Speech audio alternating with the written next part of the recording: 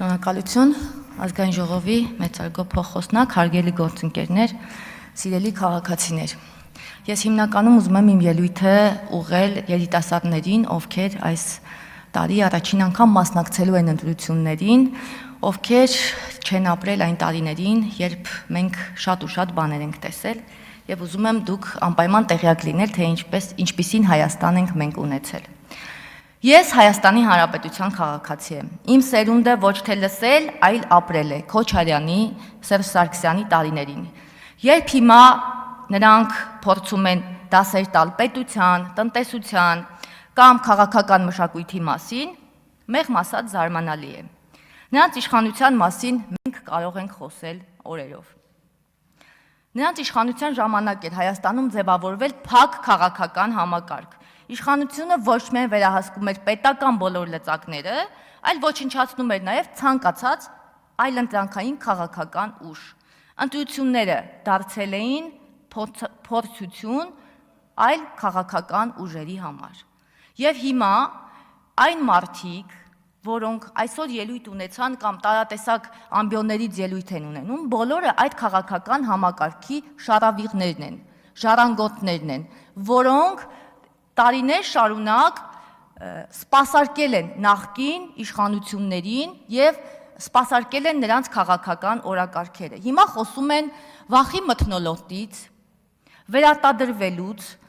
վախեր եւ տարբեր վախերից։ Մեկը գալիս է ասում է դուք վախեր ունեք, մյուսը գալիս է ասում է դուք պետությունում ստեղծել եք վախի մթնոլորտ։ Հարգելիներս, կողմնորոշվեք, վախ ունեցող մարդը վախի մթնոլորտ չի ստեղծում մեկ։ Եվ վախեր դուք ունեք, որովհետև վախի մթնոլորտ չեք կարողանում ստեղծել։ Այ այստեղ է ձեր խնդիրը։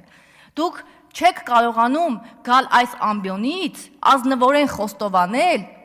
որ դուք ընտրակաշարք բաժանող, ընտրություն կեղծող, ձայներ գողացող եւ ընտրություն գողացող ուժերի մասնիկներն եք։ Դուք չեք կարող գալ այս ամբիոնից ասել, թե ինչպիսի համակարգեր եք ձևավորել կրթական հաստատություններում։ Դուք գալիս եք այստեղ խոսում եք դպրոցներից, դպրոցաշինություններից, մեկը մի օր չեկաք ասեք, որ դուք դպրոցները ձեր իշխանության օրոք դարձրել էիք ընտրական համակարգերի կեղծման փոքրիկ օջախներ։ Երբ ուսուցիչները զբաղվում էին մարդկանց ցուցակագրելով, երբ ուսուցիչները զբաղվում էին ընտրակաշարք բաժանելով, 2008 թվականին Վազգեն Սարգսյանի ռազմական ինստիտուտում դասախոսներից մեկը գումար էր բաժանում Սերժ Սարգսյանի համար։ Այսինքն ուսանողներին կրթելու փոխարեն բանակից էիք խոսում, մեծ բաներից էիք խոսում, այդ մարդը փող էր բաժանում, որ գան Սերժ Սարգսյանին ընտրել։ Այդ մի օրինակ եմ ասում, որի հետ անձամբ առնչվել եմ։ Ու նմանատիպ բազմահազար օրինակներ կան։ Հիմա եկել ասում եք վախեր ունեք, ուզում եք վերարտադրվել։ Կամ փաստեր կան, չէ՞։ Հիմա նոր նայում էի, այս ուժեղների ուժի մասին է խոսքը, Լոռու մարզ 2012 թվական բացրակարգ մակարողներն էին բաժանում մարդկանց, ընտանիքի յուրաքանչյուր անդամին 2 տուփ։ Այստեղ երևի կարևոր բառը բանն է, բացրակարգ մակարողներն։ Եվ այնտեղ մեկն էլ խոսում է, ասում է, դե համայնքը մեզ լավ տեղեկություններ է ներկայացել ցուցակների տեսքով։ Այդ ինչի մասին էր։ Հիմա այս մարդիկ տելևիզոր են բաժանում, չէ, տելևիզորի փոխարեն գումար են խոստանում։ Բան չի փոխվել, տարիներն են փոխվել, դեմքերն են փոխվել, արհեստական բանականությունն է եկել օգնության եւ արդեն այլ ձևով են շարունակում իրենց գործունեությունը։ Մի արեք, ժողովուրդ ջան, մի արեք, դուք չեք կարող գալ եւ այստեղ խոսել ինչ որ ապօրինություններից, դուք չեք կարող խոսել, որովհետեւ չկան դրանց մասին, ասում եմ, բազմաթիվ օրինակներ ունեմ, ասում ես օրինակ բեր, ասում եմ, բերել եմ։ Երբ, որտեղ, չկան այդ օրինակները։ Բերեք միասին գնանք այդ բոլոր օրինակների հետևից։ Իսկ ձեր բերած օրինակի հետևից գնացել ենք եւ այդ մասին հրապարակում եղել է։ Հիմա եկել այստեղ, բա եկեք այստեղից հենց հիմա խոսեք, ասեք, որ ամոթա չի կարելի քաղաքացուն շահագրգռել, չի կարելի գումար խոստանալ, հետո էլ այդ ձայնագրության մեջ երբ որ ասում դե կասես տեղընդեղել չխոսա։ Բա որ խնդիր չունեիք, ոչ մի բան չէիք անում, ինչի էիք ասում այստեղ այնտեղ չխոսակ։ Ասեմ ինչի, չեք խոսելու, որովհետև դա ձեր արժեհամակարգի ամենակարևոր մասն է։ Եւ երբ էլի ընտրություններից ենք խոսում, գալիս եք պատերազմ բերած ուժը չի կարող մասնակցել ընտրությունների, հաղթանակ ակնկալել։ 2021 թվականին գնացինք, հրաժարական տվեցինք, քաղաքացիների մոտ ասեցինք, մենք այս ուժն ենք, մեզ ուզում եք ընտրել, թե չեք ուզում ընտրել, մենք ենք, մեր օրոք տեղի են ունեցել այս դեպքերը, մարդիկ մեզ վստահության քվե տվեցին, ինչի չեք կարողանում հաշտվել այդ իրողության հետ, այդ խոսակցություններին վերջ տվեք, պատերազմը վերջ տվեք։ 2021 թվականի ընտրությունները որևէ մեկը չեք կարող դնել կասկածի տակ, ինչպես նաև 2026 թվականի գալիք ընտրությունները։ Եվ հիմա ամեն ձևով փորձում եք նախադրյալներ ստեղծել, որ էլի 26 թվի հունիսի 7-ից հետո գաք տարբեր տեսակի փաստարկներ հորինեք, այդ հացումներն էլ են հորինում, 101%-անոց հացումները, որ հետո գան ասեն, դե մենք հացումներ էինք արել, մեր ուժը այսքան